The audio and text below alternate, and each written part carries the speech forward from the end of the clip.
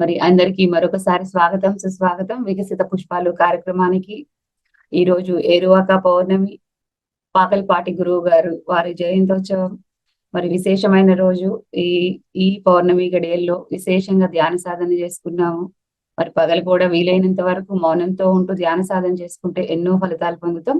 ఈ రోజు మనకి వారి అనుభవ జ్ఞానాన్ని వివరించడానికి, విశేషంగా చెప్పడానికి వచ్చారు మధు గారు మహబూబ్ నగర్ డిస్టిక్ లో పుట్టి పెరిగినప్పటికీ హైదరాబాద్ లో ఉంటూ 2008లో ధ్యానంలోకి వచ్చి, ధ్యానంలోనికి వచ్చిన తర్వాత విశేషంగా సాధన చేసి ధ్యాన ప్రచారం చేస్తూ అనేక చోట్ల ఎన్నో క్లాసులు, వన్ డే వర్క్ షాపులు నిర్వహిస్తూ ఉన్నారు. ఎంతో మందికి స్ఫూర్తినిస్తున్నారు. స్వాధ్యాయ యోగం ప్రాముఖ్యతను తెలుసుకొని బుక్స్ ని విరివిరిగా అందరికీ అందజేస్తున్నారు. మన తటవర్తి రాజలక్ష్మి మేడం దగ్గర ఉంటూ ఎన్నో అద్భుతంగా వాళ్ళు క్లాసులు నిర్వహిస్తున్నారు. మరి అలాంటి మధు గారి యొక్క ఈ రోజు వారి జ్ఞానాన్ని మనం విశేషంగా తీసుకుందాం. Welcome sir. నమస్తే అండి. నమస్తే madam. Sir please continue. Madam, audio clear గా ఉందిగా? ఆడియో క్లియర్ గా ఉంది కానీ ఫేస్ కి బాగా లైటింగ్ ఎక్కువగా అనిపిస్తుంది సార్. మరి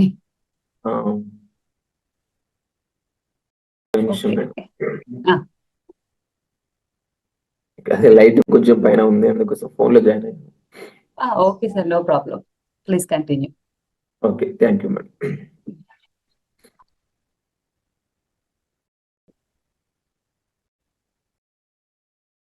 ముందుగా మరి మనందరికీ ఈ శ్వాస మీద ధ్యాస ధ్యాన మార్గాన్ని అందించినటువంటి జగద్గురు బ్రహ్మర్షి పితామహ భద్రేష్ గారికి ధన్యవాదాలు తెలుపుకుంటూ, అలాగే మరి నన్ను తట్టి లేపిన గురువులు బ్రహ్మ విద్వరిష్ట తటవర్తి రాజలక్ష్మి మేడం, బ్రహ్మర్షి తటవర్తి వీరరాఘవేశ్వర దంపతులు, వారికి కూడా ధన్యవాదాలు తెలుపుకుంటూ, పిఎంసి డిజిటల్ ద్వారా ఈ కార్యక్రమాన్ని నిర్వహిస్తున్నటువంటి మాస్టర్స్ కి, ఇందులో పాల్గొన్నటువంటి ఆత్మకి ధన్యవాదాలు. నా పేరు మధుసూదన్. నేను మహబూబ్నగర్ జిల్లా పాత, ఇప్పుడు ప్రస్తుతం నారాయణపేట జిల్లాగా అయింది, మక్తల్ మండలం అనుగుండ అనే గ్రామం. మరి నాకు ఈ ధ్యానం 2008వ సంవత్సరంలో మా అన్నయ్య ద్వారా పరిచయం అవడం జరిగింది.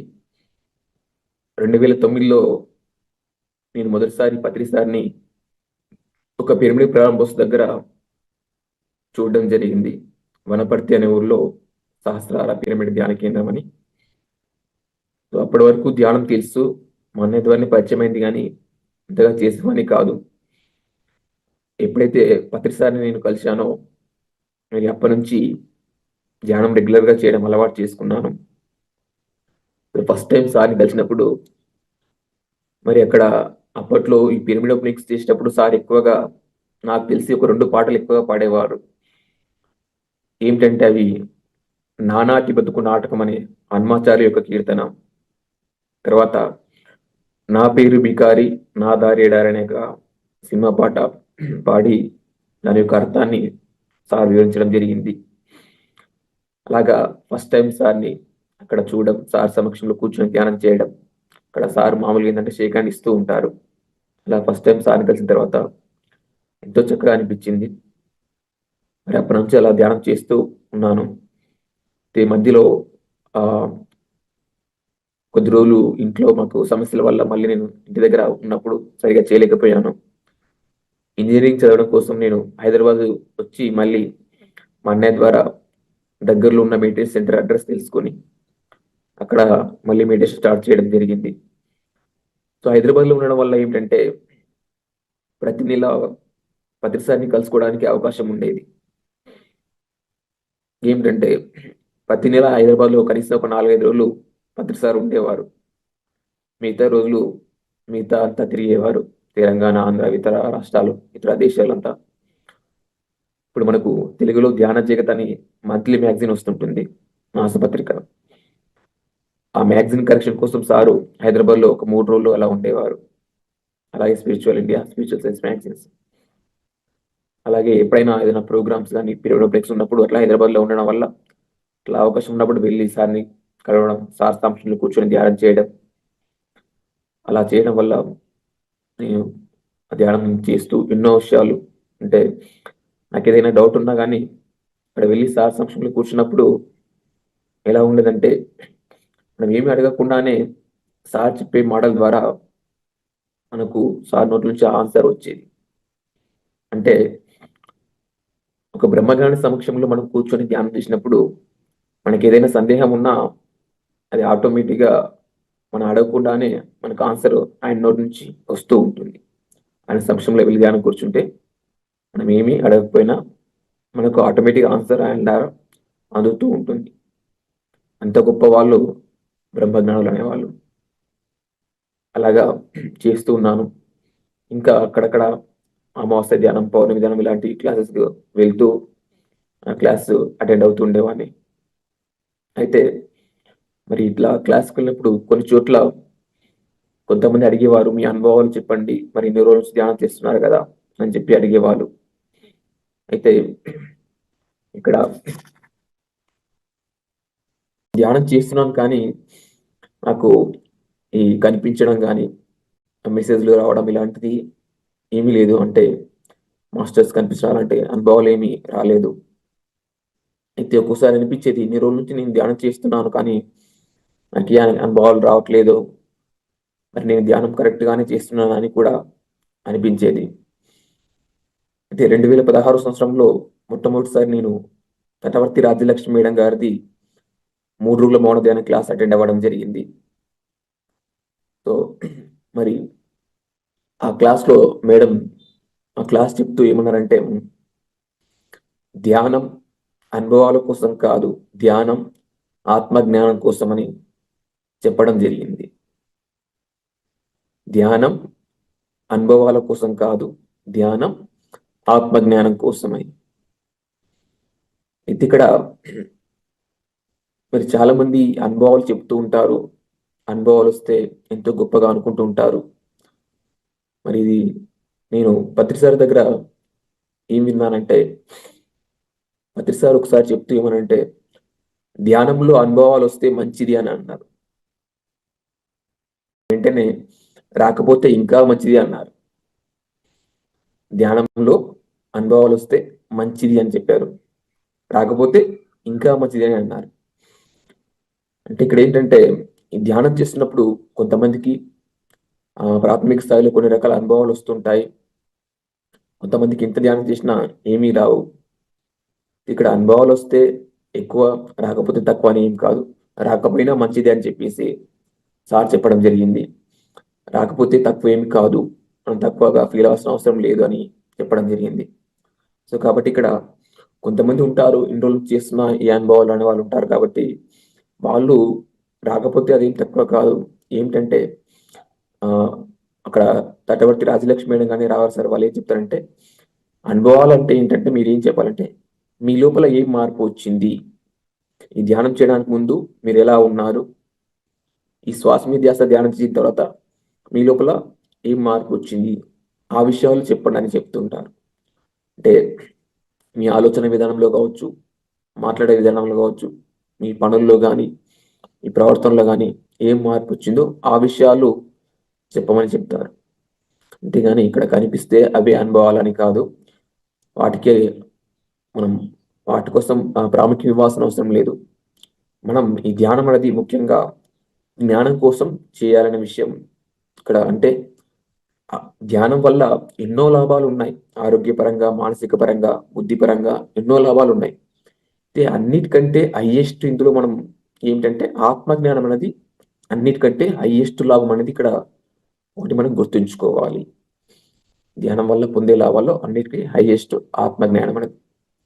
అలాగా అనుభవాలు ఏమి ముఖ్యం కాదు, అనుభవాలు రాకపోయినా దాని గురించి ఆలోచిద్దని చెప్పి చెప్పడం జరిగింది.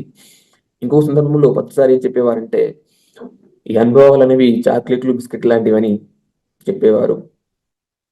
అంటే ఇక్కడ ఏంటంటే, ఎందుకు అలా అన్నానంటే, ఇప్పుడు ధ్యానంలోకి వచ్చిన వాళ్ళకు ఇప్పుడు ఒక చిన్న పిల్లవాడిని స్కూల్కి మనం అలవాటు చేయాలంటే ఏం చేయాలంటే, ముందు వానికి ఒక చాక్లెట్, ఒక బిస్కెట్ ఇచ్చి వాడిని మెల్లిగా అలవాటు చేయాలి. సో అలాగా మనం అలవాటు చేస్తే వాడు రోజు స్కూల్కి వెళ్ళడానికి ఇష్టపడతాడు. అలాగే ధ్యానంలోకి వచ్చిన వాళ్ళకి, కొత్త వాళ్ళకు మరి ధ్యానంలో మీకు అవి ఉంటాయి, ఇవి ఉంటాయి, అనుభవాలు వస్తుంటాయి, మూడో కన్ను తెరుచుకుంటుంది, మీరు గజ్జెంలో చూసుకోవచ్చు, మీ హాస్టల్ ట్రావెల్ చేయొచ్చు, ఇలాంటివి ఇవి కొన్ని చెప్తూ ఉంటే ఏంటంటే వాళ్ళు ఓహో ధ్యానంలో ఇవన్నీ ఉంటాయా అని వాళ్ళు కొంత ఆసక్తి కలిగించడం కోసం, వాళ్ళని ఎంకరేజ్ చేయడం కోసం, ప్రోత్సహించడం కోసం ఆ విధంగా సారు మాట్లాడిస్తూ ఉంటారు. మరి ఇంకొకసారి ఏం చెప్తుందంటే ఒక సందర్భంలో ఒక మేడం, సార్ నేను ఎన్నో రోజులు నుంచి ధ్యానం చేస్తున్నాను, నాకు ఇంకా అనుభవాలు ఏమీ రావట్లేదు అన్నప్పుడు, మేడం మీకు ఆల్రెడీ గత జన్మలోనే అయిపోయాయని ఆ విధంగా కూడా చెప్పేవారు. మీకు ఆల్రెడీ గత జన్మలోనే అయిపోయాయని చెప్పేసి. అంటే కొంతమందికి అలా ఎన్ని రోజులు చేసినా రాని వాళ్ళు కూడా ఉంటారు కాబట్టి ఇక్కడ వస్తే ఓకే, రాకపోయినా కూడా ఓకే అనేది అర్థం చేసుకోవాలి. మరి నా విషయంలో చెప్పాలంటే నాకు ధ్యాన మార్గంలోకి వచ్చిన తర్వాత ధ్యానం చేయడం వల్ల ఎంతో హ్యాపీగా అనిపించేది. చేయకపోతే ఆ రోజు ఏదో వెల్తీగా అనిపించేది. అలాగా భద్ర సార్ యొక్క క్లాసులు వింటూ ఉన్నా, సార్ యొక్క పుస్తకాలు అవి చదువుతూ ఉన్నా, ధ్యానం చేస్తూ ఉన్నా ఎంతో హ్యాపీగా ఉండేది. చేయలేని రోజు ఆ రోజు అనిపిస్తూ ఉండేది లోపల. ఎందుకు ఈరోజు చేయలేదు నువ్వు అని చెప్పేసి లోపల అనిపిస్తూ ఉండేది. వెలితిగా ఉండేది. అయితే ఇక్కడ ఏంటంటే మరి ఎప్పుడైతే తటవర్తి రాజలక్ష్మి మేడం గారిది 3 రోజుల మనోధ్యానం క్లాస్ అటెండ్ అయ్యానో, అప్పటి నుంచి నేను ధ్యానం అనేది కొంచెం రెగ్యులర్‌గా ఎక్కువగా చేస్తూ ఉండేవాడిని. డైలీ 3 గంటలు సింగిల్ సిట్టింగ్ కూర్చొని చేస్తూ ఉండేవాడిని. అలా 3 అవర్స్ చేస్తూ ఉన్నప్పుడు కొద్ది రోజుల తర్వాత ఏందంటే, నేను భీమవరంలో కూడా ప్రతి నెల 1, 2, 3 తారీఖుల్లో 3 రోజుల ఉచిత ఆత్మశిక్షణ శిబిరం జరుగుతూ ఉంటుంది. ఆ 3 డేస్ క్లాస్ కూడా వెళ్ళడం జరిగింది. మేడం క్లాస్ విన్న తర్వాత భీమవరం క్లాస్‌కి వెళ్ళడం జరిగింది. అక్కడ కూడా మరి ఆ 3 డేస్ క్లాస్‌లో ఎంతో సాధన ఉండేది. దాదాపు సుమారు 20 గంటలు ధ్యానం ఉంటుంది 3 రోజుల్లో. ఒక 10 గంటల క్లాస్ ఉంటుంది. సో, అక్కడ కూడా విని మరి సాధన అలా రెగ్యులర్‌గా చేస్తూ ఉన్నాను. అలా చేస్తున్నప్పుడు మెల్లగా ఏమైందంటే నా లోపల ఆ మార్పు అనేది రావడం జరిగింది. అంటే రెగ్యులర్‌గా భీమవరం క్లాస్‌కి వెళ్తూ, అటెండ్ అవుతూ సాధన చేస్తున్నప్పుడు నా యొక్క ఆలోచన విధానంలో మార్పు రావడం జరిగింది. అలాగే నా యొక్క మాట్లాడే విధానంలో మార్పు రావడం జరిగింది. నా యొక్క పనుల లోపల కూడా మార్పు రావడం జరిగింది. అలాగే నా ప్రవర్తనలో కూడా కొంత మార్పు అనేది నేను గమనించడం జరిగింది. అంటే అంతకుముందు నేను ఒక విధంగా ఉండేవాను. ఇప్పుడు ఈ భీమవరం క్లాస్ వెళ్ళిన తర్వాత కావచ్చు, ఆ 3 అవర్స్ సాధన చేసిన తర్వాత నా లోపల నేను ఆలోచన విధానం గాని, మాట్లాడే విధానం గాని, పనులు, ప్రవర్తన వీటిలో ఎంతో మార్పు గమనించడం జరిగింది. అంతకుముందు నేను ఆహ్, సరిగ్గా కాన్సంట్రేషన్‌గా నేను ఎక్కువగా ఉండలేకపోయేవాడిని. కానీ ఇక్కడ ఈ సాధన చేసిన తర్వాత నేను 4 అవర్స్ కంటిన్యూయస్‌గా కూర్చొని చదవగలిగాను. 4 అవర్స్ ఎటువంటి డిస్టర్బెన్స్ లేకుండా కంటిన్యూయస్‌గా చదవడం కూడా నేను ప్రాక్టీస్ నేర్చుకున్నాను. సో, అలాగా అప్పుడు గమనించాను. ఓహో! ధ్యానం వల్ల మనకు ఏకాగ్రత వస్తుందనే విషయం ప్రతిసారి చెప్పారు గాబట్టి, ఇప్పుడు నేను ఆ విషయాన్ని అనుభవపూర్వకంగా తెలుసుకున్నాను అనేది అక్కడ నాకు అర్థమైంది. మన యొక్క జ్ఞాపకశక్తి పెరగడం గాని, ఇవన్నీ కూడా నేను ప్రాక్టికల్‌గా అప్పుడు అబ్జర్వ్ చేశాను. ఎప్పుడైతే 3 అవర్స్ సాధన చేస్తున్నానో, దాంతో పాటు ఏందంటే ఇక్కడ ఆహార నియమాలు కూడా మనం పాటించాలి. మనకు ధ్యానం చేయడం ఎంత ఇంపార్టెంటో, ఎంత ముఖ్యమో, ధ్యానంతో పాటు ఇక్కడ మనం ఏందంటే ఆహార నియమాలు కూడా మనకు చాలా చాలా ముఖ్యమైనవి. ఆహార నియమాలు పాటించకపోవడం వల్ల ఏమవుతుందంటే మనం ఎంత ధ్యానం చేసినా గానీ మన శక్తిని మళ్ళీ మనం కోల్పోతూ ఉంటాం. కాబట్టి ఇక్కడ ధ్యానం చేయడంతో పాటు ధ్యానానికి ఎంత ప్రయారిటీ ఇస్తామో ఆహార నియమాలు కూడా అంత ముఖ్యమనేది ఇక్కడ మనం గుర్తుంచుకోవాలి. ముఖ్యంగా మనకు సార్ ఏం చెప్తారంటే సాత్వికమైన శాకాహారం. అంటే ఎటువంటి మసాలాలు, వెల్లుల్లి లేనటువంటిది. శాకాహారంలో కూడా వెల్లుల్లి లేకుండా తీసుకోవాలనేది సార్ చెప్పడం జరిగింది. సో, అటువంటి ఆహారం మనం తీసుకున్నప్పుడు ఇంకా ఈ తటవర్తి రాజలక్ష్మి మేడం ఎక్కువగా చెప్తుంటారు ఆహార నియమాల గురించి. పాత్ర శుద్ధి, పదార్థ శుద్ధి, పాక్ శుద్ధి ఉండాలని చెప్పేసి. అంటే పాత్రలు కూడా శాకాహార పాత్రలోనే మనం వంట చేసుకొని తినాలి. మాంసాహారాన్ని వండిన పాత్రలో వండుకొని తింటే ఏమవుతుందంటే అక్కడ దానివల్ల మళ్ళీ మనం ఆ శక్తి కోల్పోయి మళ్ళీ మామూలు స్థితికి వచ్చేస్తాం. కాబట్టి మనం ఆ ఆహారం వండుకునే పాత్రలు కూడా శాకాహార పాత్రల్లో చేసుకోవాలి. వెల్లుల్లి లేకుండా చేసుకోవాలి. ఇంకా చెప్పాలంటే పత్రి సారు ఏ పూటకి ఆ పూటగా ఫ్రెష్‌గా చేసుకొని తినమని చెప్తారు. అంటే ఉదయం వండినవి రాత్రి తినడం గాని, రాత్రి మిగిలిపోయినవి ఫ్రిడ్జ్‌లో ఉంచుకొని మరుసటి రోజు తినడం ఇలాంటివి కూడా చేయకూడదు. ఈ సాధన నియమాల్లో ఇవన్నీ ఆహార నియమాలు ఉంటాయి. సాధకుడు సాధన చేయాలంటే ఇటువంటి ఆహార నియమాలు మనం పాటించినప్పుడు ఆ సాధన మనం 3 గంటలు సింగిల్ సెట్టింగ్ హాయిగా కూర్చోగలుగుతాము. కాబట్టి ఇక్కడ ఇలా మనం ఆహార నియమాలు పాటిస్తూ ఆ సాధన మనం చేసినప్పుడు ఖచ్చితంగా ప్రతి ఒక్కరిలో కూడా మార్పు అనేది రావడం జరుగుతుంది. అలాగా సాధన చేస్తూ కొద్దిగా పుస్తకాలు చదువుతూ ఉండేవాడిని. అలా తటవర్తి సార్ దగ్గర మీ దగ్గర ఎన్నో విషయాలు తెలుసుకుంటూ ఉండేవాడిని. అలాగా ఇది ఇంకా చేయగా ఏంటంటే మెల్లిగా నా యొక్క ఆలోచనలు నేను గమనించగలిగాను. నా యొక్క మాటలు నేను గమనించగలిగాను. నా యొక్క పనుల్ని కూడా నేను గమనించగలిగాను. అంటే నేనేం ఆలోచిస్తున్నాను, ఆలోచించేది మాట్లాడుతున్నానా లేదా, మరి మాట్లాడితే చేస్తున్నానా లేదా, ఆ విధంగా కూడా నేను గమనించడం జరిగింది. అలాగా మరి ఈ సాధన 3 అవర్స్ సాధన చేస్తూ అభిమాన క్లాస్కి వెళ్తుండడం వల్ల నా లోపల ఈ మార్పు రావడం జరిగింది. ఇవి నేను గమనించుకోవడం జరిగింది. కాబట్టి ఇక్కడ ఏంటంటే ముఖ్యంగా ఎవరైనా సరే ఈ శ్వాస మీద ధ్యాస ఉంచి ధ్యానం చేయడంతో పాటు ఆహార నియమాలు కూడా మనం పాటించగలిగినప్పుడు అప్పుడు మన లోపల ఇవన్నీ మార్పులు కూడా మనం గమనించుకోవచ్చు. అలా మన సాధన పెరిగే కొద్దీ ఇంకా ఎక్కువ లాభాలు మనం పొందడం జరుగుతూ ఉంటుంది. సో మరి ఇంకా ముఖ్యంగా చెప్పాలంటే మనందరికి కూడా తెలుసు ఈ ధ్యాన మార్గంలో ఎన్నో లాభాలు ఉంటాయని. ధ్యానం అనేది గొప్పతనం ఎంత ఎక్కువగా తెలుసుకుంటామో దానికి అంత ప్రాముఖ్యతను ఇస్తాం. ధ్యానం యొక్క గొప్పతనం ఎంత ఎక్కువగా తెలుసుకుంటామో ధ్యానానికి అంత ప్రాముఖ్యం ఇవ్వడం జరుగుతుంది. ఇక్కడ ధ్యానానికి ప్రాముఖ్యం ఇవ్వడం అంటే ఏంటంటే మనసు యొక్క ప్రాముఖ్యతను తగ్గించి ఆత్మ యొక్క ప్రాముఖ్యతను పెంచడం. ధ్యానం చేయగా సాధన చేయగా ఏమవుతుందంటే మెల్లిగా ఆ మనసు యొక్క ప్రాముఖ్యత అనేది తగ్గుతుంది, ఆత్మ యొక్క ప్రాముఖ్యత అనేది పెరుగుతుంది. అంటే మనం సాధన బాగా చేస్తూ ఉంటే మెల్లిగా మనోప్రభావం తగ్గి ఆత్మ యొక్క ప్రభావం, ఆత్మ యొక్క శక్తి మనకు పెరుగుతూ ఉంటుంది. మామూలుగా ఏంటంటే మనం మనసు చెప్పినట్టు వింటూ ఉంటాం, మనం మనసు యొక్క ప్రభావంలో ఉంటాం. ఈ సాధన మనం బాగా చేసినప్పుడు మనం ఏం చేయాలి ఏం చేయకూడదు అనే విషయం మనకు ఆత్మ నుంచి సూచనలు అందుతూ ఉంటాయి.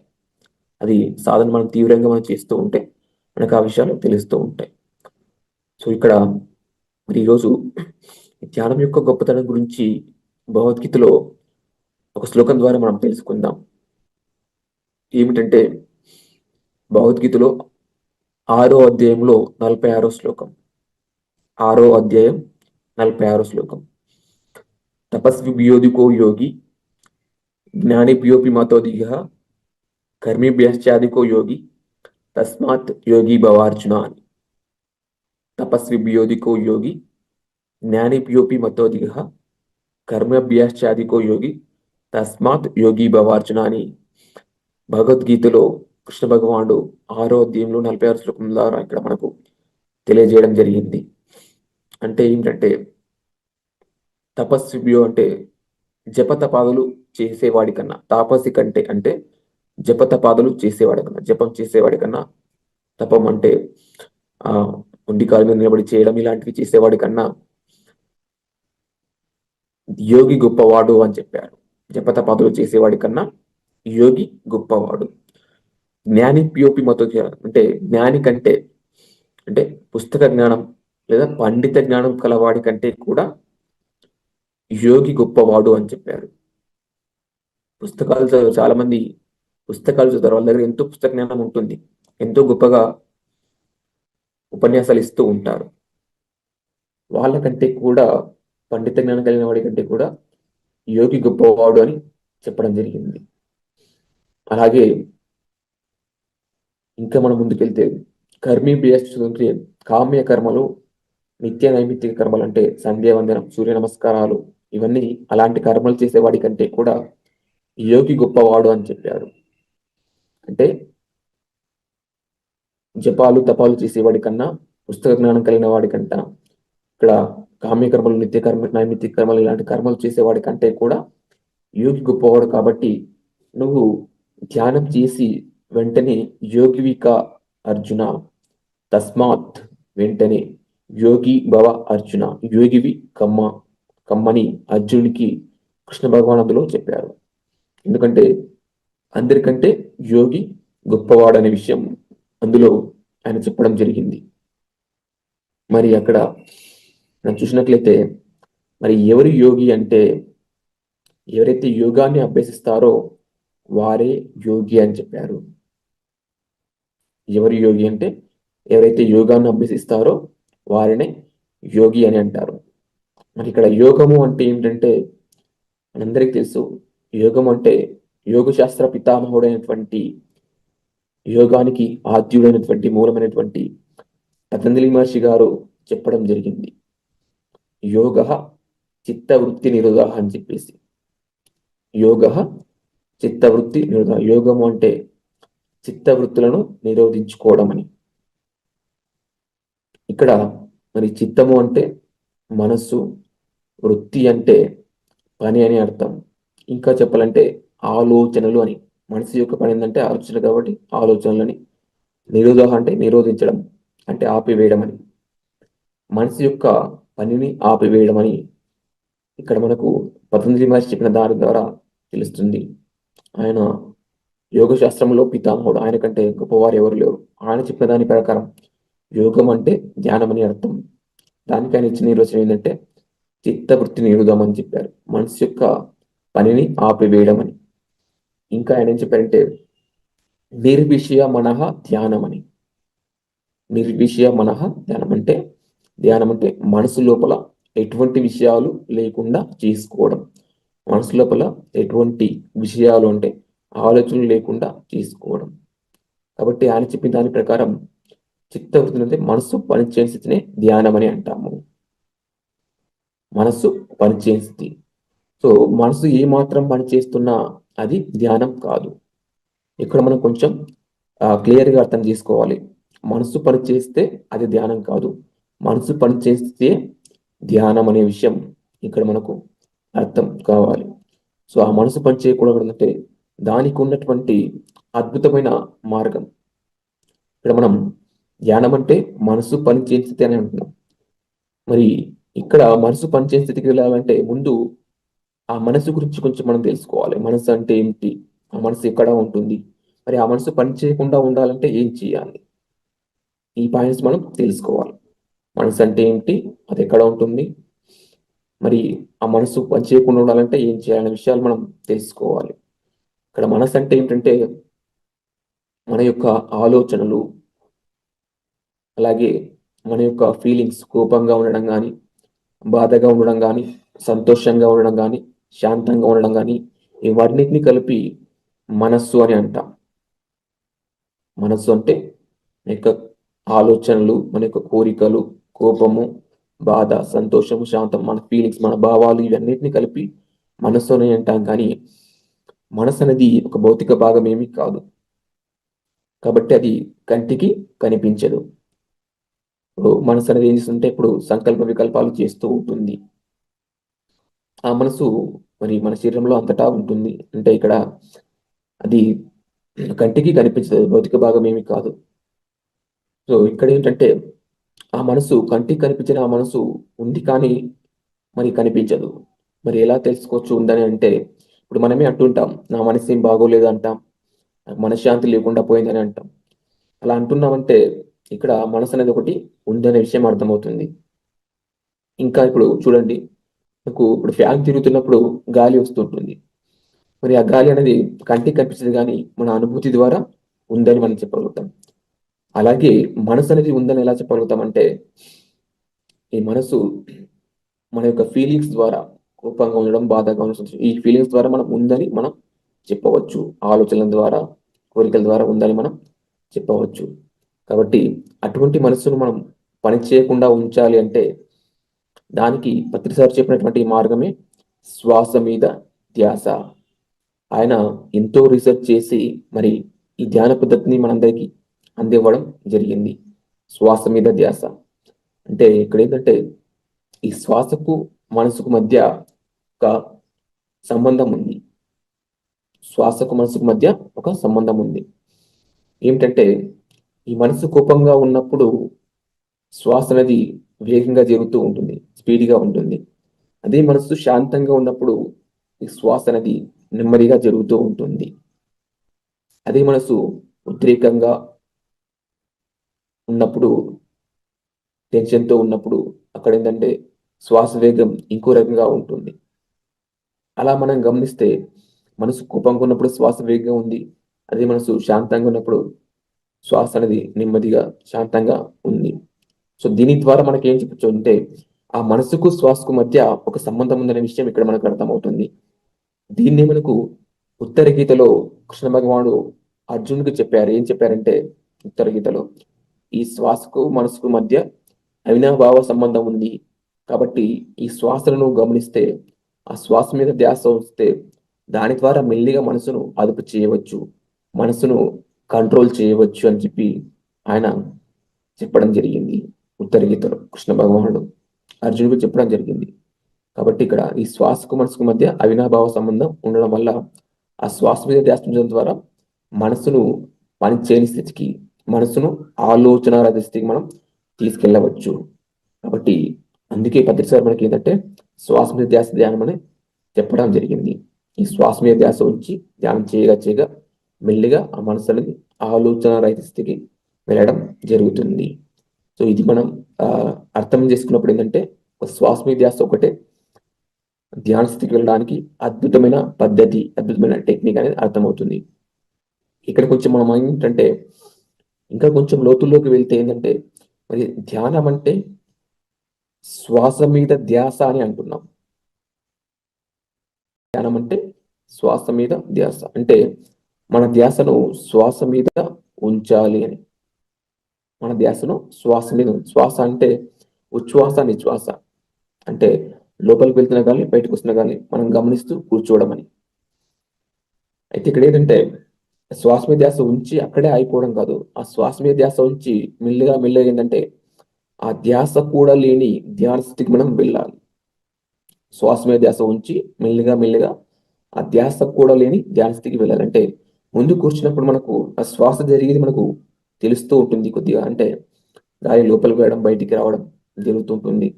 ఇక్కడ కొంతమందికి ఇక్కడ కడుపు లోపలికి వెళ్ళడం బయటికి రావడం నాభి దగ్గర నుంచి తెలుస్తుంది శ్వాస తీసుకునేది వదిలేది. అలాగే ఇంకా ధ్యానంలో కూర్చున్నప్పుడు ఏంటంటే మెల్లిగా మెల్లిగా ఆ శ్వాస అనేది చిన్నదిగా అవుతూ ఉంటుంది. అప్పుడు ఛాతి దగ్గర నుంచి పైకి చేరుతున్నట్టుగా తెలుస్తుంటుంది.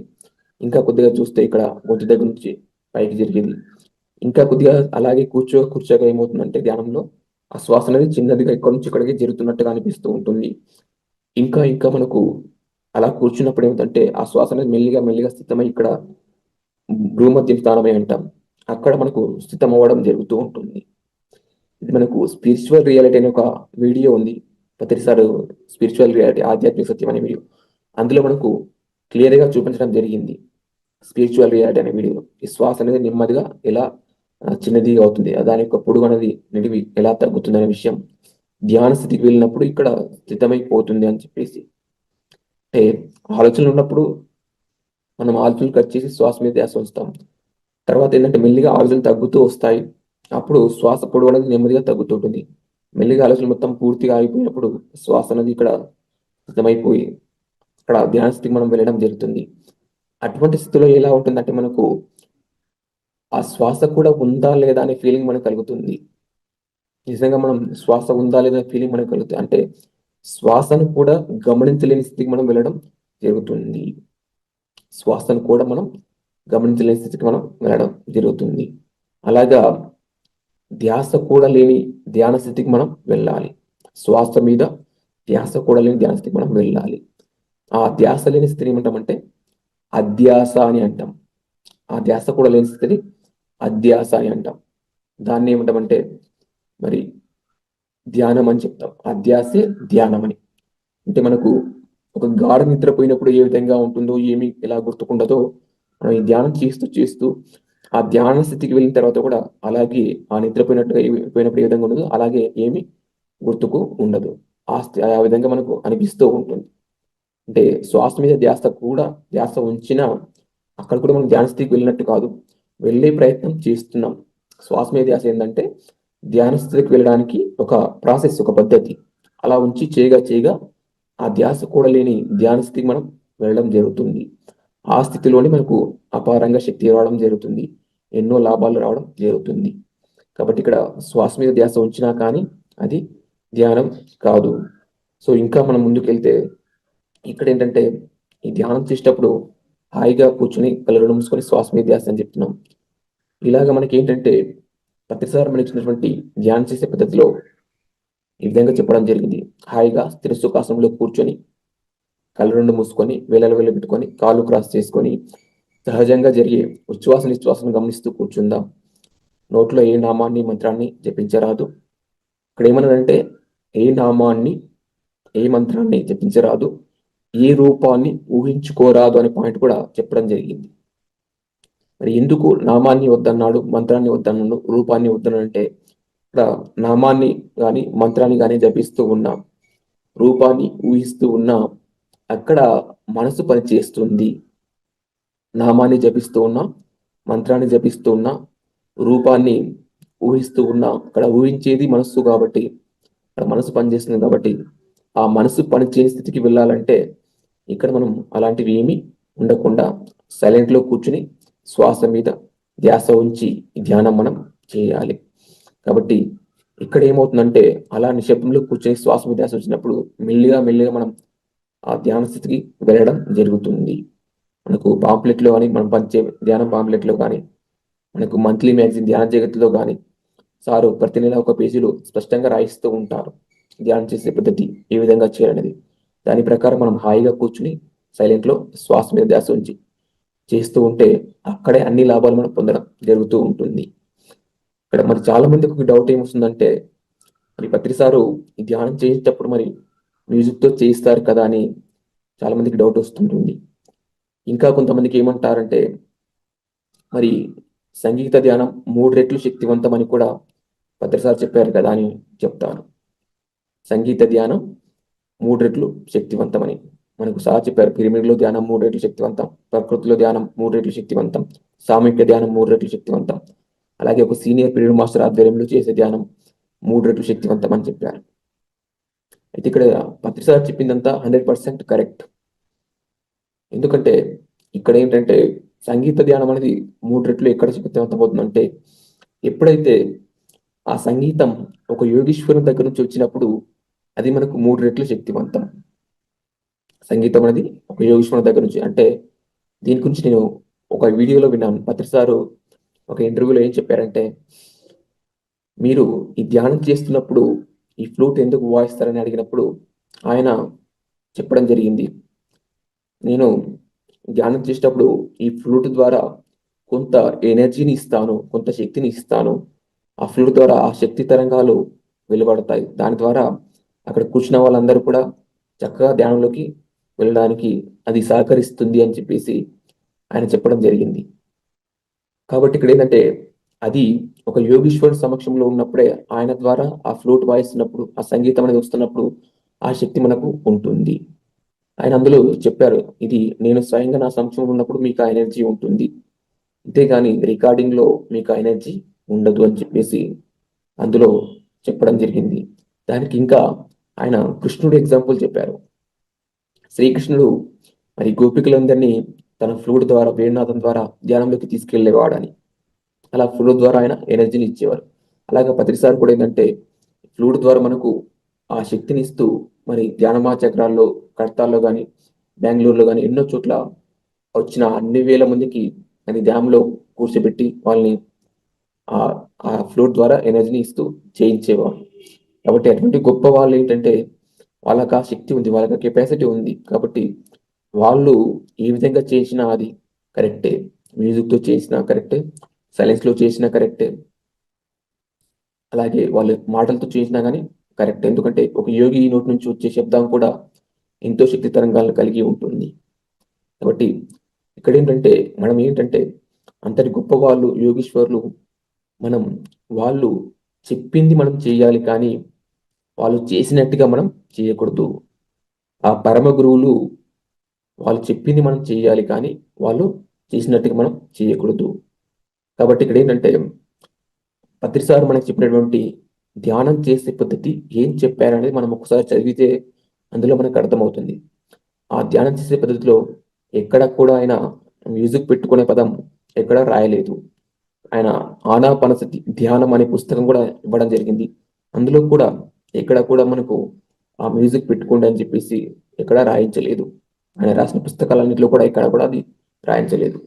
కానీ ఇక్కడ చేయించడం మాత్రం ఆయన మ్యూజిక్తో చేయిస్తూ ఉంటారు. సో దానికి ఎన్నో కారణాలు ఉన్నాయి. ఇద్దరు గొప్పవాళ్ళు మరి వాళ్ళు వచ్చారంటే ప్రతిసారి వచ్చారంటే మరి ఎంతో మంది కొత్త వాళ్ళు వస్తుంటారు ఆయన చూడడం కోసం. అలాంటి కడతాల ధ్యాన యజ్ఞాల్లో ఏంటంటే కొన్ని వేల మంది ఉంటారు కాబట్టి అటువంటి వాళ్ళలో మరి ఈ ధ్యానం చేసుకోవడానికి ఎంతోమంది డిస్టర్బెన్స్ అవి ఉంటాయి.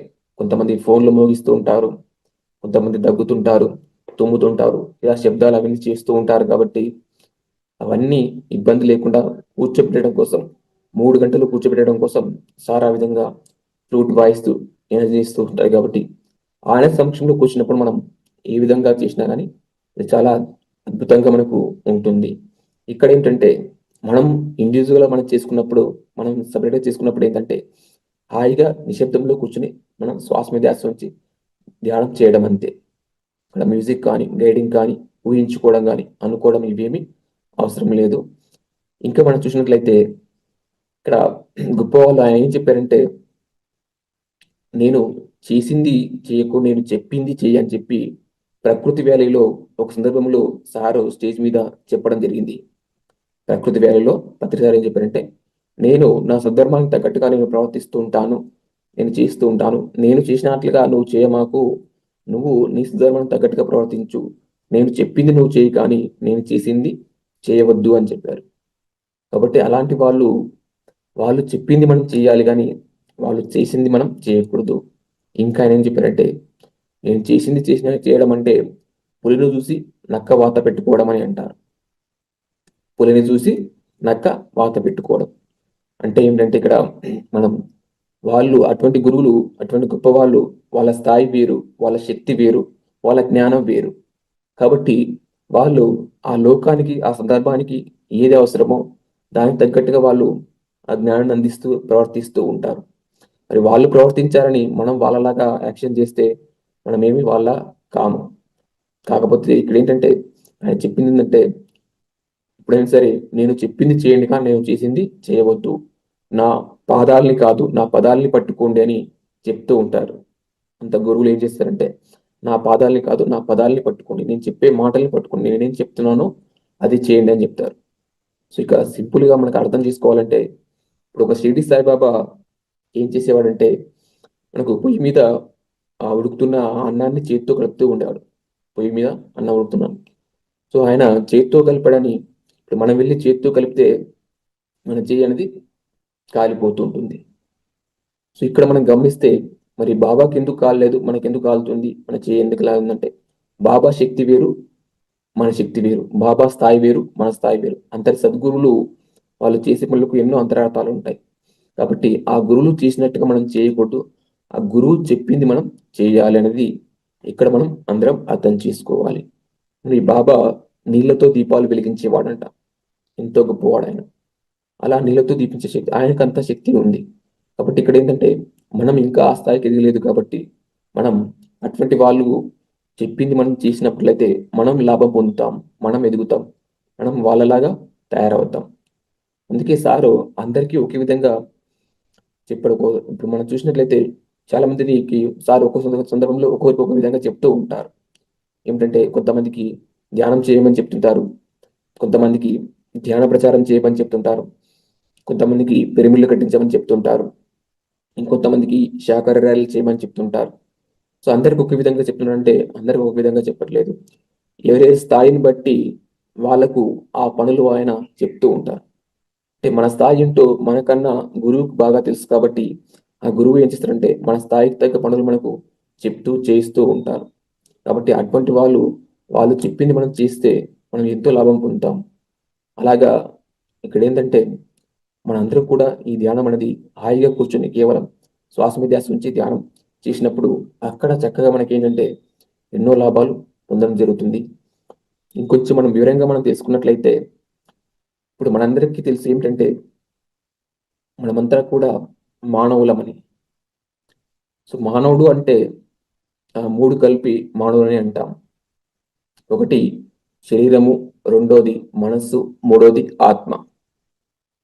శరీరము, మనస్సు, ఆత్మ మూడు కలిపి చెప్తాము. సో మూడింటిని కలిపి మానవుడు అని అంటాం.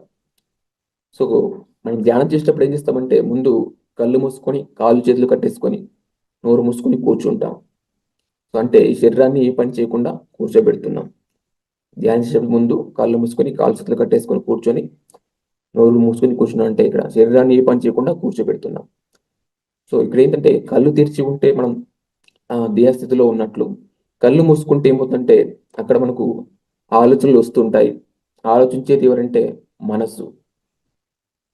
కళ్ళు మూసుకోగానే ఏమవుతుంటే మనకు ఆలోచనలు వస్తుంటాయి. ఆలోచించేది ఎవరంటే మనసు. ఆ మనసు ఆలోచిస్తుందంటే మనసు పనిచేస్తుంది అని అర్థం. ఇప్పుడు కళ్ళు తెరిచినప్పుడు మనం దేహస్థితిలో ఉన్నాం. కళ్ళు మూసిన తర్వాత మనం మనోస్థితిలో ఉన్నాం. సెకండ్ పాయింట్ ఏంటంటే ఫస్ట్ తెరిచి ఉంటే దేహస్థితిలో ఉన్నాం. కళ్ళు మూసినప్పుడు మనోస్థితిలో ఉన్నాం. మనసు పనిచేస్తూ ఉంది. అప్పటి వరకు మనం చూసినవి, విన్నవి, మాట్లాడినవి అన్నీ కూడా ఆలోచన రూపంలో అవన్నీ బయటికి వస్తూ ఉంటాయి మనోనేత్రం ద్వారా. వీటిని చర్మచక్షువులు అని అంటాం, భౌతిక నేత్రాలు అని అంటాం. ఎప్పుడైతే ఈ భౌతిక నేత్రాలు చర్మచక్షువులు మనం మూసుకుంటామో అప్పుడు మనోనేత్రం, మనోచక్షు అనేది తెరుచుకుంటుంది. ఆ మనోచక్షు నుంచి ఈ ఆలోచనలు ఇవన్నీ మనకు బయటకు వస్తూ ఉంటాయి. సో ఎప్పుడైతే ఆలోచనలు వస్తుంటాయో ఇక్కడ మనకు సార్ ఏం చెప్పారంటే ఆలోచనలు కట్ చేసి మనకి ఎలా ఉంటుందంటే ఒకసారి ఆలోచనలో పడిపోయి అలాగే ఆలోచిస్తూ ఉండిపోతాం. ఎప్పటికో గుర్తుకొస్తుంది నేను ఈ ఆలోచనలో పడ్డాననే విషయం ఎప్పటికో గుర్తుకొస్తుంది. అలా అప్పుడు ఏంటంటే ఆలోచన కట్ చేసి శ్వాస మీద ధ్యాస ఉంచుతాం. అలాగా ఉంచగా ఉంచగా ఏమవుతుందంటే మెల్లిగా ఏమవుతుందంటే ఆలోచనలు తగ్గుతూ వస్తాయి. తగ్గి తగ్గి ఒకానొక స్థాయిలో ఏమవుతుందంటే పూర్తిగా ఆగిపోతాయి. సో అలా ఎప్పుడైతే ఆలోచనలు మొత్తం పూర్తిగా ఆగిపోతాయో అక్కడ మనం మనసును కూడా పనిచేయట్లేదు. ఎప్పుడైతే ఈ శరీరం మనసు రెండు పనిచేయట్లేదో ఆ శరీరము మనసు రెండు పనిచేయని స్థితిలోనే మనం ఆత్మతో ఉంటున్నాము. శరీరం మనసు రెండు పనిచేయని స్థితిలోనే ఆత్మతో మనం ఉండడం జరుగుతుంది. అంటే ఇక్కడ ఏంటంటే ధ్యాన స్థితిలో మనసు పనిచేయని స్థితిలో మనం ఆత్మతో ఉంటున్నాము. కాబట్టి ఇక్కడ ధ్యానం చేసేటప్పుడు మనం అందుకోసం ఏంటంటే ఇక్కడ మనసు పనిచేస్తే ఏంటంటే ఆ మ్యూజిక్ వింటూ ఉన్న ఆ గైడింగ్ వింటూ ఉన్న మనసు పనిచేస్తుంది కాబట్టి అవేమీ లేకుండా సైలెంట్ లో కూర్చుని శ్వాస మీద ధ్యాస ఉంచినప్పుడు ఈ మనసు పనిచేసే స్థితికి వెళ్ళి అక్కడ ఆత్మతో మనం ఉండడం జరుగుతుంది. అలా ఆత్మతో ఉన్నప్పుడు ఆ ఆత్మ నుంచి మనం ఎన్నో లాభాలు పొందుతాం. ఎంతో శక్తి వస్తుంది. ఇక్కడ మనసు కాదు ఆత్మ నుంచి మనకు శక్తి వస్తుంది. ఈ మనసు అనేది ఆత్మ యొక్క శక్తి వల్ల పనిచేస్తుంది. శరీరం మనసు రెండు ఆత్మ వల్ల పనిచేస్తున్నాయి. ఆత్మశక్తి వల్ల ఈ శరీరం మనసు రెండు పనిచేస్తున్నాయి. ఆత్మశక్తి తప్పుకుంటే ఈ శరీరం శివమైపోతుంది, మనసు అదృశ్యమైపోతుంది. సో అనంతమైన శక్తి ఆత్మలోనే ఉంది. కాబట్టి ఎప్పుడైతే మనం ఆత్మను పట్టుకునే ప్రయత్నం చేస్తుంటామో, ధ్యాన స్థితికి వెళ్తామో అప్పుడు ఆ ఆత్మ నుంచి అనంతమైన శక్తి నుంచి మనకు ఈ శరీరానికి కొంత శక్తి అనేది అందుతూ ఉంటుంది. అలాగా రోజు సాధన చేస్తూ ఉంటే మన మనసు అనేది ఎంతో శుద్ధంగా తయారవుతుంది. ఇంకా సాధన మనం చేస్తుంటే ఆ మనసు అనేది శూన్యం అవుతుంది. అలా మనసు శూన్యమైన తర్వాత మనం ఆత్మ నుంచి ఎంతో జ్ఞానం కూడా పొందడం జరుగుతుంది. అప్పటి వరకు మనం అంతకుముందు జన్మలు, గత జన్మలో సుమారు 300 జన్మల్లో అప్పటి వరకు తెలుసుకున్నటువంటి జ్ఞానం అంతా కూడా అక్కడ మనసు శూన్యమైన తర్వాత ఆత్మ నుంచి పొందడం జరుగుతుంది. సో ఆత్మ అంటే ఎవరో కాదు, సాక్షాత్తు భగవంతుడు, దైవం అనేది ఇక్కడ మనం తెలుసుకోవాలి. అంటే ధ్యాన స్థితిలో మనం ఆత్మతో అంటే దైవంతో ఉన్నాము, భగవంతుడితో ఉన్నాము.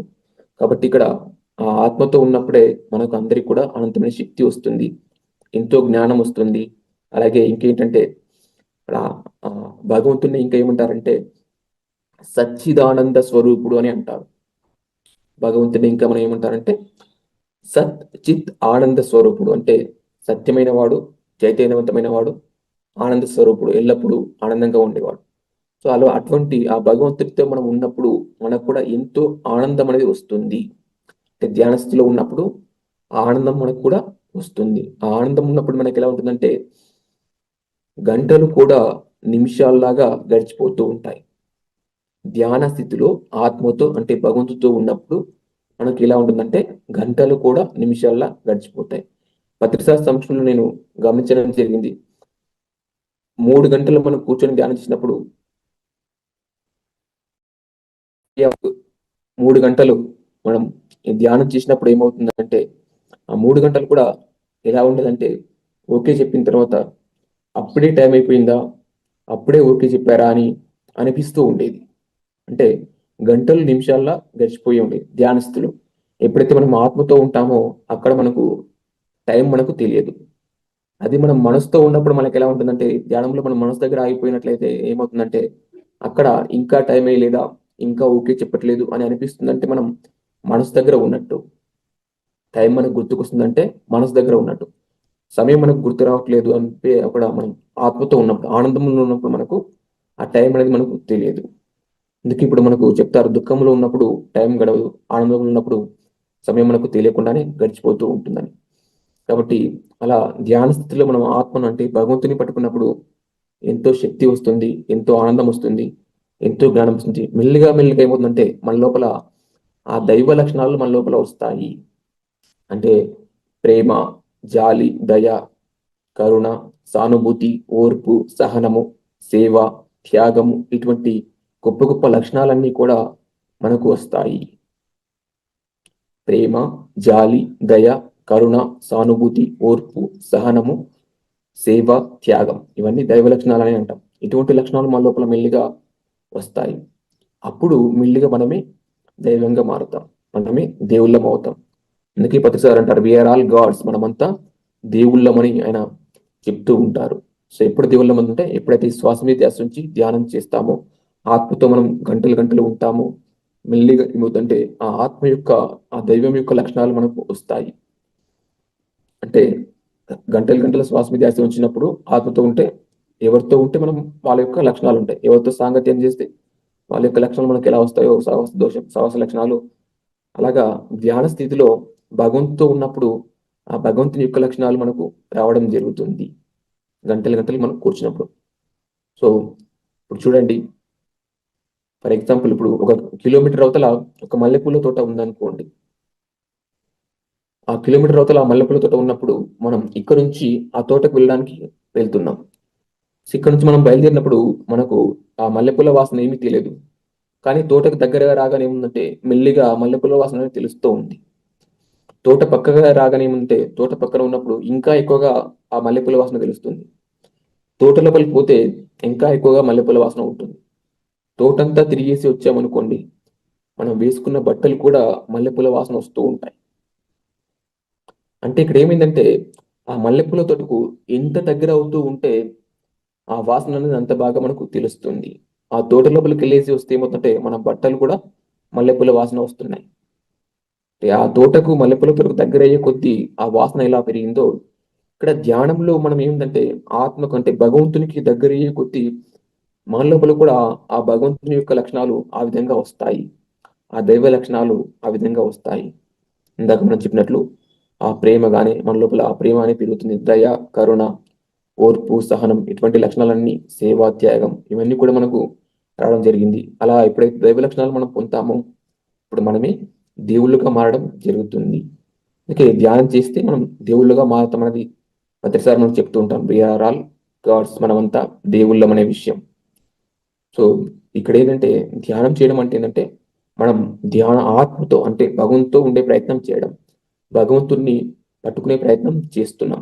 ధ్యానం చేస్తున్నామంటే మనలో ఉన్నటువంటి ఆ భగవంతుని మనం పట్టుకునే ప్రయత్నం చేస్తున్నాం.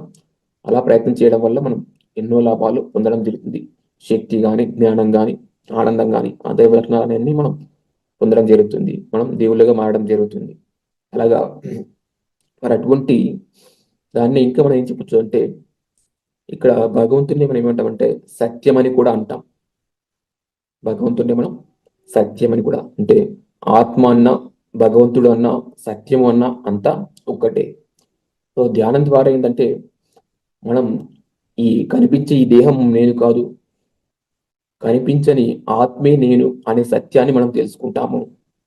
అంటే నేను దేహం కాదు, నేను ఆత్మను అనే సత్యాన్ని తెలుసుకోవడం జరుగుతుంది. అలాగా మరి ఆ సత్యాన్ని తెలుసుకోవాలంటే ఎవరైనా సరే శ్వాస మీద ధ్యాస ఉంచి ధ్యానం చేయాలి. అక్కడ మనం ఆ ధ్యాన స్థితిలోనే మనం ఆత్మతో ఉంటాం. దీన్నే ఇంకేం చెప్తే ధ్యాననే బ్రహ్మ విద్య అని కూడా అంటారు. ధ్యానమే బ్రహ్మ విద్య. బ్రహ్మ విద్య అని ఎందుకంటారంటే బ్రహ్మాన్ని పట్టుకునే విద్య. బ్రహ్మం అంటే భగవంతుడు అని అర్థం, సృష్టికర్త అని అంటాం, పరమాత్మ అని అంటాం, పరబ్రహ్మ అని కూడా అంటారు. ఇవన్నీ కూడా పర్యాయ పదాల్లాగా మనం వాడుతుంటాం. బ్రహ్మ అన్న, పరబ్రహ్మ అన్న, పరమాత్మ అన్న, సృష్టికర్త అన్న, అన్ని కూడా ఒకటే. ఆత్మ అన్న, భగవంతుడు అన్న అంతా ఒకటే. ఇవన్నీ మనం వాడుతూ ఉంటాం.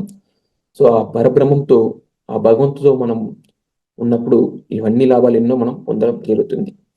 సో శంకరాచార్యుల వారు ఒక మాట ఏం చెప్పారంటే, ఆయన సంధ్యారంభే శివశక్తి విజృంభితమని శంకరాచార్యుల వారు చెప్పడం జరిగింది.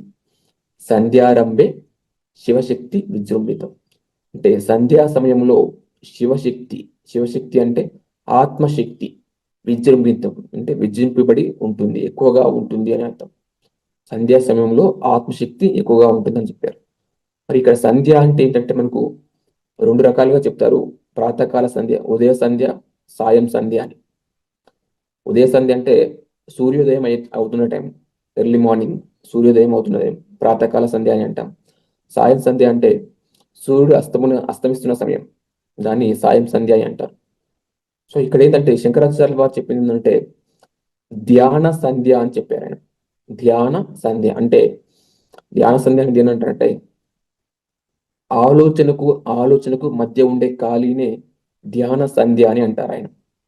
ఒక ఆలోచనకు ఇంకొక ఆలోచనకు మధ్య కొన్ని సెకండ్లు గ్యాప్ ఉంటుంది. ఆ ఆలోచనకు ఆలోచనకు మధ్య ఉండే ఖాళీని ధ్యాన సంధ్య అంటాం. ఆ స్థితిలోనే మనకి ఏంటంటే శివశక్తి అంటే ఆత్మశక్తిని మనం ఎక్కువ తీసుకోవడం జరుగుతుంది. ఆ ఆలోచన లేని స్థితి, ధ్యాన స్థితిలో మనకు శక్తి వస్తుందనే విషయాన్ని అందులో ఆయన ఎంతో చక్కగా వివరించడం జరిగింది. దాన్నే సంధ్యారంభే శివశక్తి విజృంభితం అని చెప్పడం జరిగింది. అంటే ఆలోచనలు లేని స్థితిలో ఒక ఆలోచనకు మరో ఆలోచన మధ్య ఉండే ఆ ఖాళీ స్థానంలో మనకి ఏంటంటే ఆ శక్తి అనేది రావడం జరుగుతుంది. ఆ ఖాళీ ఎంత ఎక్కువ పెంచుకుంటే, అంటే ఆ ధ్యాన స్థితి ఎంత ఎక్కువ పెంచుకుంటామో అంత ఎక్కువ శక్తిని మనం పొందడం జరుగుతుంది. కాబట్టి ఇక్కడ ఏంటంటే మరి ఎవరైతే ఈ శ్వాస మీద ధ్యాస ఉంచి ఈ ధ్యానం చేస్తుంటారో వాళ్ళే ఆత్మను పట్టుకున్నట్టు, భగవంతుని పట్టుకున్నట్టు, సత్యాన్ని పట్టుకున్నట్టు. అలా ఎప్పుడైతే మనం సత్యాన్ని పట్టుకుంటామో, ఆ భగవంతుని మనం పట్టుకుంటామో, ఆ పట్టుకున్న వాళ్ళకి జయం కలుగుతుంది అనే విషయం ఉపనిషత్తుల్లో మనకు చెప్పారు. సత్యమేవ జయతే అని. సత్యమేవ జయతే అంటే ఏవ అంటే మాత్రమే, సత్యం ఏవ జయతే సత్యం మాత్రమే జయిస్తుంది. సత్యం అంటే ఆత్మ అంటే భగవంతుడు. ఎవరైతే శ్వాస మీద ధ్యాస ఉంచి సత్యాన్ని, ఆత్మను, భగవంతుని పట్టుకుంటారో వాళ్ళకే జయం కలుగుతుంది. అసత్యాన్ని పట్టుకున్న వాళ్ళకు అపజయం పాలవుతారనేది చెప్పడం జరిగింది. సత్యమేవ జయతే. కాబట్టి ఇక్కడ ఏంటంటే మనందరూ కూడా ఈ విషయాన్ని అర్థం చేసుకొని సత్యాన్ని పట్టుకునే ప్రయత్నం చేయాలి. ఆత్మను అంటే భగవంతుని పట్టుకునే ప్రయత్నం చేయాలి. గొప్పవాళ్ళు వాళ్ళు చెప్పిన విషయాలకు ఎన్నో అంతరార్థాలు ఉంటాయి. భద్రసారి చెప్పింది మరి ఆయన పుస్తకాల్లో కానీ ఆయన స్పీచెస్లో కానీ మనం ఎంతో లోతులోకి వెళ్తే కానీ అది పూర్తిగా అర్థం చేసుకోలేం. కాబట్టి ఇక్కడ మనం ఏంటంటే హాయిగా కూర్చుని ఈ శ్వాస మీద ధ్యాస ఉంచి ఈ ధ్యానం మనం చేస్తూ ఉంటే ఎన్నో రకాల లాభాలు ఉంటాయి. ముఖ్యంగా చెప్పాలంటే మనకు పిఎస్ఎంలో ఉన్నటువంటి ఒక గొప్ప అవకాశం ఏమిటంటే మనకు భీమవరంలో ప్రతి నెల 1, 2, 3 తారీఖులో 3 రోజులు ఉచిత ఆత్మవిశ్వాస శిబిరం ఉంది. అటువంటి క్లాస్లో పాల్గొంటే ఏంటంటే చాలా రోజుల నుంచి ధ్యానం కుదరని వాళ్ళు కూడా ఎన్నో రోజుల నుంచి ధ్యానం చేస్తుంటారు కానీ ఇంకా సరిగా కుదరట్లేదు నాకు అని అంటుంటారు. నేను ఎక్కువసేపు కూర్చోలేకపోతున్నాను అని అంటుంటారు. అలాంటి వాళ్ళకి కూడా గంటలు గంటలు కూర్చునే విధంగా అక్కడ మనకు ప్రాక్టీస్ చేసుకునే అవకాశం ఉంది. సరైన ధ్యానం మనం సైలెన్స్ మెడిటేషన్ అక్కడ చేస్తూ మరి ధ్యాన స్థితిని పొందుతూ గంటలు గంటలు ధ్యానం చేసుకునే అవకాశం అక్కడ ఉంది. కొత్తగా వచ్చిన వాళ్ళకు కూడా చక్కగా 3 రోజులు, 3 గంటలు కూర్చునే విధంగా అక్కడ మనకు ప్రాక్టీస్ చేస్తూ ఉంటారు. అలా కూర్చొని చేసినప్పుడు ఏంటంటే ముందుగా సైలెన్స్ మెడిటేషన్లో మొదట ఏమవుతుందంటే అనవసరమైన ఆలోచనలు మొత్తం బయటకు వెళ్ళిపోతూ ఉంటాయి. అలా సైలెంట్లో కూర్చొని చేసినప్పుడు ఫస్ట్ రోజు లోపల ఉన్న ఆలోచనలు మొత్తం అప్పటి వరకు మనం చూసినవి, విన్నవి, మాట్లాడినవన్నీ కూడా అనవసరమైన ఆలోచనలు ఎన్నో ఉంటాయి. ఆ ఆలోచనలు మొత్తం బయటకు వెళ్తూ ఉంటాయి. లోపల ఆలోచనలు మొత్తం ఎప్పుడైతే ఖాళీ అవుతాయో అక్కడ ఆ ఖాళీ అయిన తర్వాత మనసు అనేది ఎంతో ప్రశాంతంగా ఉంటుంది. ఆలోచనలు ఉంటే ప్రశాంతత ఉండదు. ఆలోచనలు లేకపోతే, లోపల ఆలోచనలు మొత్తం ఖాళీ అయిపోతే అక్కడ ఎంతో ప్రశాంతంగా అనిపిస్తుంది. అలాగా సైలెన్స్ మెడిటేషన్లో ఏంటంటే లోపల ఉన్న చెత్త అంతా ఖాళీ అయిపోయి ప్రశాంతంగానే ఉంటుంది. ఇంట్లో చెత్త ఉంటే ఇంట్లో మనం ప్రశాంతంగా ఉండలేం. అలాగే ఇల్లు శుభ్రం చేసినప్పుడు అందులో మనకు ప్రశాంతంగా ఉండగలుగుతాం. అలాగే మనసు లోపల ఈ చెత్త ఆలోచనలు ఉన్నప్పుడు మనసు కూడా ప్రశాంతంగా ఉండలేదు. ఎప్పుడైతే ఈ శ్వాస మీద ధ్యాస ఉంచి ధ్యానం మనం చేస్తామో ఆ సైలెన్స్లో ఏముందంటే ఆ లోపల ఉన్న ఆలోచనలు మొత్తం ఖాళీ అయిపోయిన తర్వాత ఆ మనసు అనేది ప్రశాంతంగా ఉంటుంది. అక్కడ మనం 2 గంటలు కాదు 3 గంటలు కూడా ఈజీగా కూర్చోగలుగుతారు. ఇలాగా ఈ విషయాలు మనం అర్థం చేసుకొని ఈ సాధన మనం చేయాలి. గురువు గారు బ్రహ్మర్షి పత్రి గారు మనకు అటువంటి ఈ శ్వాస మీద ధ్యాస ధ్యానం అనేది ఎంతో గొప్పదైన విషయం. ఎవరికి వాళ్ళు మనం చేసి స్వయంగా అనుభవం ద్వారా మనం తెలుసుకోవచ్చు. అలా ఎన్నో లాభాలు కూడా మనం పొందవచ్చు.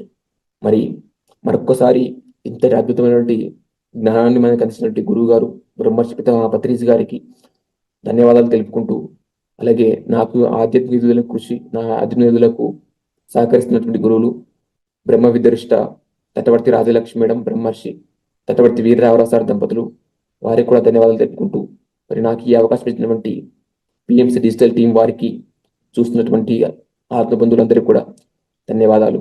Thank you, thank you, thank you very much. Thank you sir, thank you. చాలా అద్భుతంగా చెప్పారు. ధ్యానం ధ్యానం అన్నది అనుభవాల కోసం కాదు, ఆత్మ జ్ఞానం కోసం అన్నది చాలా అద్భుతం. ప్రతి దాన్ని ఎంతో అద్భుతంగా చెప్పారు. మనసు కంట్రోల్లో పెట్టుకోవటం కానివ్వండి, ధ్యానంతో ఎలాగా మనము మనిషి ఆత్మస్థితిలో ఉంటే, దేహ స్థితిలో ఉంటే, ఏ స్థితిలో ఉన్నప్పుడు మనం ఆ లాభాలు ఎలా పొందుతాము అన్నది ప్రతిదీ చాలా చక్కగా వివరించారు. థ్యాంక్ యూ సో మచ్ అండి. మాస్టర్స్ ఎవరైనా సార్తో మాట్లాడాలనుకుంటే హ్యాండ్ రైజ్ చేయొచ్చు. ప్రతి ఒక్కళ్ళకి చాలా సులువుగా అర్థమయ్యేలాగా 3 గంటలు ధ్యాన సాధన చేయాలని ఉంటుంది, కానీ కొద్దిసేపు చేసేసరికి ఆలోచనలు వస్తూ ఉంటాయి. కానీ ఇప్పుడు మీరు చెప్పడం అదంతా చాలా బాగా అర్థమైందండి అందరికీ. Thank you so much. మరి రాజలక్ష్మి మేడము, రాఘవరావు సారు ఆ 3 రోజులు శిబిరాలు చేయటం వల్ల కొత్తగా వచ్చిన వారికి తొందరగా ఎక్కువ గంటలు గంటలు సాధన చేయడానికి అద్భుతంగా ఉపయోగపడుతుంది. వారు తమ సొంత ఖర్చులతో మరి ఎక్కడైనా భోజన వసతి ఉండటానికి కూడా కల్పించి మరీ చేయడం చాలా అద్భుతం. ఈ సందర్భంగా వారికి కూడా ప్రత్యేక ధన్యవాదాలు. మీలాంటి వారిని ఎంతో మందిని తీర్చిదిద్దుతున్నారు వారు.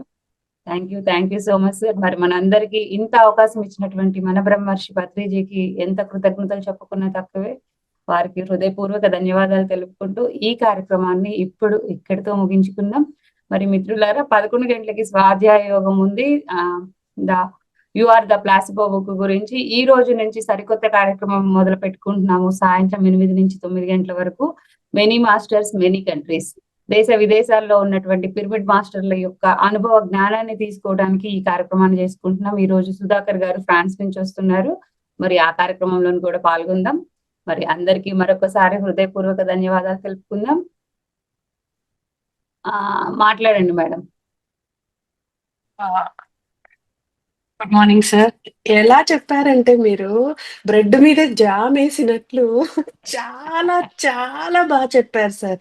స్లోగా చాలా బాగుంది సార్. ఇంకా నేనేం చెప్పలేని మాటలు. చాలా చాలా బాగుంది సార్ మీ క్లాస్ మాత్రం. మేడం చెప్పినట్లు అన్ని చెప్పేశారు మేడము. చాలా బాగుంది sir. No words. Thank you so much sir. అంత స్వీట్ గా మనకి ఎలా స్లో పాయిజన్ లాగా గుడ్ పాయిజన్ లైక్ చాలా స్లోగా చాలా బాగా చెప్పారు sir. Thank you so much sir. Thank you madam. Thank you అండి. నిదానంగా సార్ చెప్తుంది ఎలా ఉందంటే, నువ్వు ఇది చేస్తేనే నీకు ఈ లాభం కనిపిస్తుంది, నువ్వు చేయకపోతే ఉపయోగం లేదమ్మా, నువ్వు చేసుకోవాల్సిందే. చివరికి అంతే, చేస్తావా చెయ్యి, లేకపోతే లేదు నీ ఇష్టం, కానీ చేస్తేనే ఫలితం పొందుతావు అని అద్భుతంగా చెప్పారు. అవును సార్, ఒక్కొక్క మాట ఒక హాఫ్ సెకండ్ ఆలోచింప చేస్తుంది అంత స్లోగా. అవును, కరెక్ట్, అవును, ఇలా చేయాలి, అలా. చాలా బాగుంది sir. Thank you so much sir. మనం కూడా ధ్యాన స్థితిలో ఉండి వింటూ ఉండాలి. ఇది మామూలుగా క్లాస్ చెప్తున్నారు ఊరికి అన్నట్టు చూస్తూ కాకుండా అక్కడ శ్రద్ధ పెట్టి వింటే బాగా అర్థమవుతుంది. Thank you sir. Thank you madam.